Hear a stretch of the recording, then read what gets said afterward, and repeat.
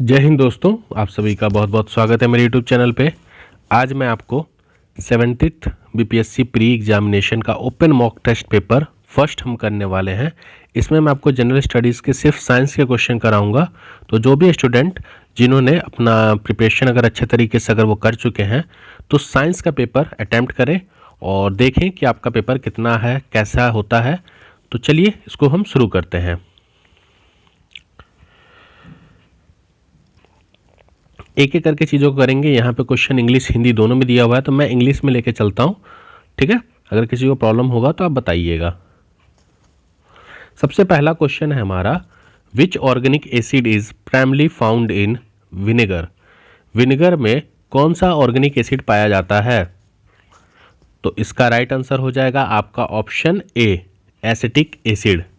Acetic acid आपका vinegar में पाया जाता है। अगर हम साइट्रिक एसिड की बात करें तो ये आपका लेमन में पाया जाता है। लेमन हो गया या फिर ऑरेंज हो गए।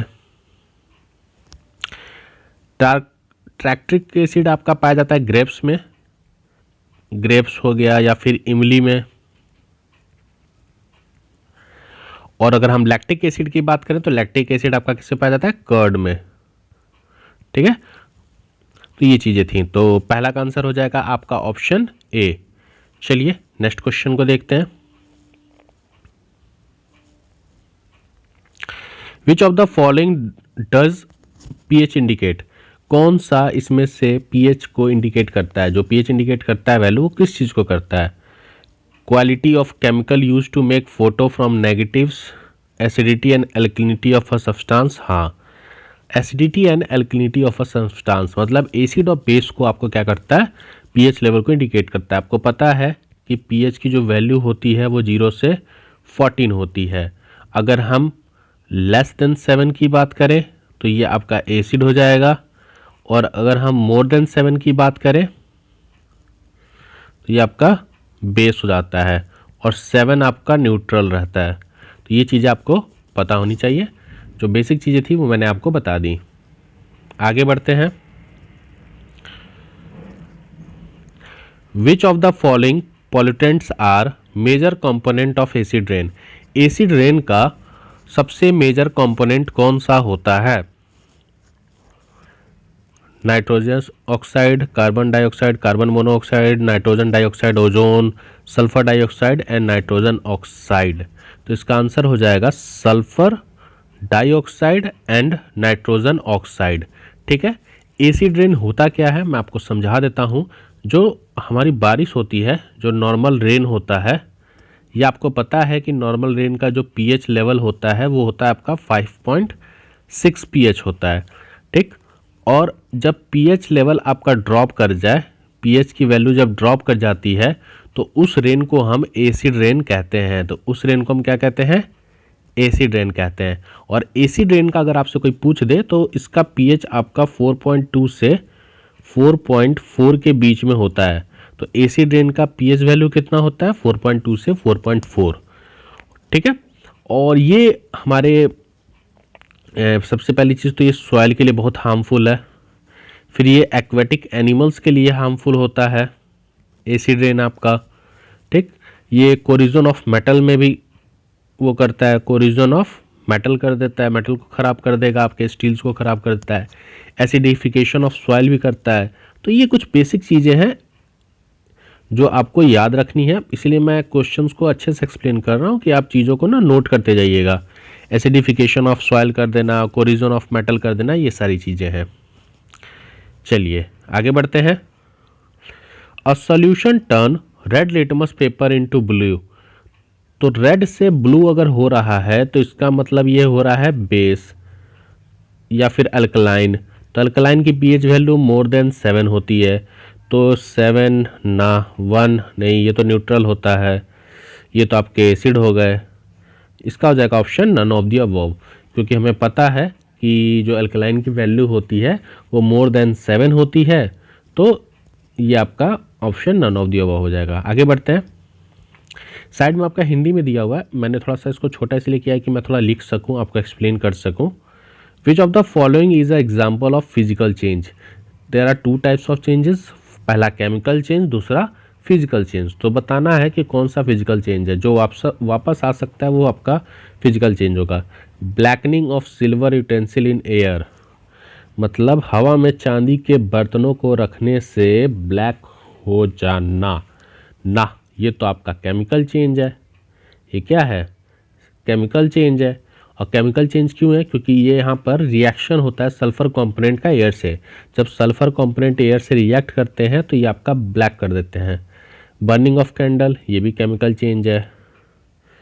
Formation of curd from milk, अब अगर आप मिल्क से कर्ड बना ले रहे हैं तो आप उसे वापस ला सकते हैं ना। इसमें एक बैक्टीरिया होता है जिसके थ्रू ये कर्ड बनता है, उस बैक्टीरिया का नाम क्या होता है? लैक्टोबैसिलस।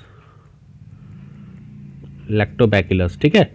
और dissolving of sugar in water, हाँ ये आप वापस कर सकते हैं। तो आपका आंसर क्या हो जाएगा? Option D, dissolving of sugar in water. Next question पे देखते हैं, which of the following was used as a chemical weapon in world war one. World war one के समय में कौन सा केमिकल वेपन यूज किया गया था? Steam cinder gas, hydrogen cyanide, mustard gas या फिर कार्बन मोनोऑक्साइड। तो chemical weapon world war one के समय में यूज किया गया था आपका मस्टर्ड गैस। क्या होता है मस्टर्ड गैस? तो ये एक टाइप का ब्लिस्टर एजेंट होता है। क्या होता है? एक टाइप का ब्लिस्टर एजेंट होता है जो बर्न, या तो बर्न करेगा या फिर ब्लिस्टर कर देगा आपके किसको?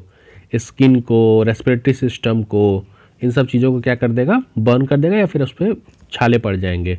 ठीक है, तो इसका राइट आंसर हो जाएगा मस्टर्ड गैस। चलिए आगे बढ़ते हैं।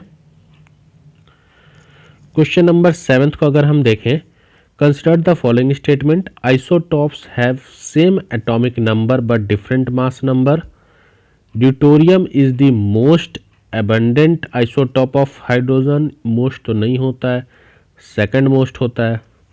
Chemical behaviour is mainly determined by the number of protons, नहीं, केमिकल बिहेवियर तो हमें नंबर ऑफ एटॉमिक नंबर से देखने को मिलता है, एटॉमिक नंबर। और ये जो ड्यूट्रॉन है इसको हम ऐसे लिखते हैं DH, तो ये सेकंड मोस्ट एबंडेंट आइसोटॉप है हाइड्रोजन का। अगर आपसे कोई पूछ दे कि फर्स्ट कौन सा है, तो फर्स्ट आपका है प्रोटीमियम।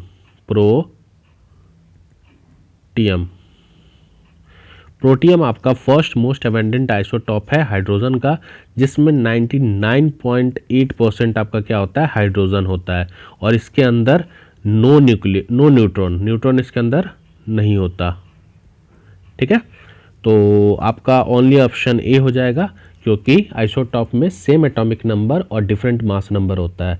ठीक है, और यहाँ पे पोस्टॉन्स नहीं होगा, यहाँ पे एटॉमिक नंबर होगा। केमिकल बिहेवियर किसी भी एलिमेंट का हम एटॉमिक नंबर से डिटरमाइन करते हैं। ड्यूटोरियम को 2H बोलते हैं, ये सेकंड मोस्ट एबंडेंट आइसोटॉप है हाइड्रोजन का। फर्स्ट मैंने आपको बता दिया प्रोटियम। आगे बढ़ते हैं। What is the second orbit in which electrons are located in atoms. तो आपको सेल पता होनी चाहिए कि कितने टाइप्स के सेल्स होते हैं। तो आपको पता है कि ये आपका न्यूक्लियस है,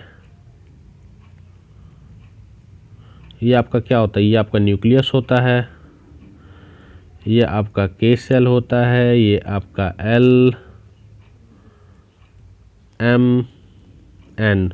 तो ये पता होनी चाहिए KLMN, जिसमें हम K की N की वैल्यू 1, ये 2, 3, 4 ऐसे हम वैलेंसी करते हैं।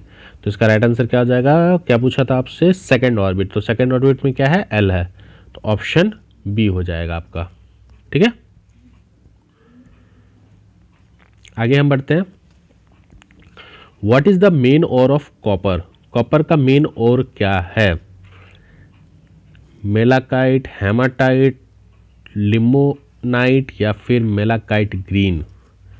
तो इसका राइट आंसर हो जाएगा आपका ऑप्शन ए, मेलाकाइट। मेलाकाइट आपका मेन ओर है कॉपर का। Next, brass is a alloy which is made of which of the following. ये क्वेश्चन बहुत बार रिपीट हुआ है। तो ब्रास आपका किसका एलॉय है? कॉपर और जिंक का, जिसमें कॉपर कितना परसेंट है? 70% और जिंक कितना है? 30%। ओके, कॉपर और टिन की बात करें तो कॉपर और टिन आपका किसका है, ब्रॉन्ज का है। कॉपर और टिन जो है वो एलॉय है किसका, ब्रॉन्ज का।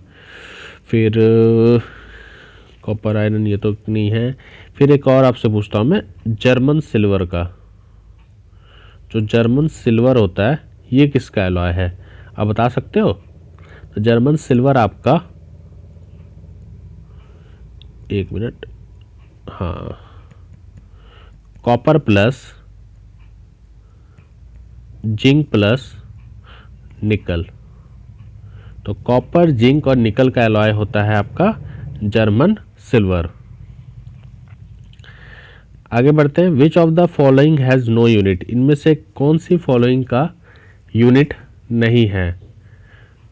तो घनत्व, अपेक्षिक घनत्व आप यहाँ पे हिंदी में भी देख सकते हैं, डिस्प्लेसमेंट, प्रेशर, रिलेटिव डेंसिटी या डेंसिटी। तो बताइए इसका राइट आंसर क्या होगा। तो इसका राइट आंसर हो जाएगा रिलेटिव डेंसिटी। रिलेटिव डेंसिटी का कोई भी यूनिट नहीं होता है। अगर हम डेंसिटी की बात करें तो डेंसिटी का यूनिट आपका होता है केजी पर मीटर स्क्वायर। डिस्प्लेसमेंट की अगर हम बात करें तो डिस्प्लेसमेंट का यूनिट होता है मीटर। प्रेशर का यूनिट होता है पास्कल। और रिलेटिव डेंसिटी का कोई भी यूनिट नहीं होता। तो डेंसिटी का मैंने बता दिया केजी पर मीटर स्क्वायर, और मास पर यूनिट वॉल्यूम होता है इसका मीटर है, प्रेशर का पास्कल है। तो relative density has no unit. आगे बढ़ते हैं।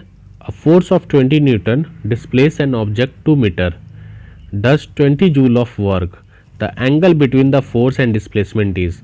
यहाँ पे आपको बताना है कि द एंगल, फोर्स और डिस्प्लेसमेंट के बीच में एंगल क्या बनेगा। तो आप यहाँ देख सकते हैं कि वर्क दिया है आपका 20 जूल, डिस्प्लेसमेंट है यहाँ पे 2 मीटर का, और फोर्स कितना हो रहा है 20 न्यूटन का। तो अगर हम इसका फॉर्मूला लगाएं, work is equal to force into displacement, ठीक। अब हमसे यहाँ पे पूछा है एंगल, तो हम यहाँ पे एंगल लगा लेंगे कोसेक थीटा, क्योंकि angle between force and displacement पूछ रहा है। वर्क हमारा है 20 और एफ है हमारा 20, और डिस्प्लेसमेंट आपका दिया है यहाँ पे 2, और यहाँ पे कोसेक थीटा रहने दीजिए। यहाँ पे क्या हो जाएगा 20 जूल इज इक्वल टू 40, इसको मैं यहाँ कर दे रहा हूँ। तो जूल हो जाएगा आपका 40, एक मिनट,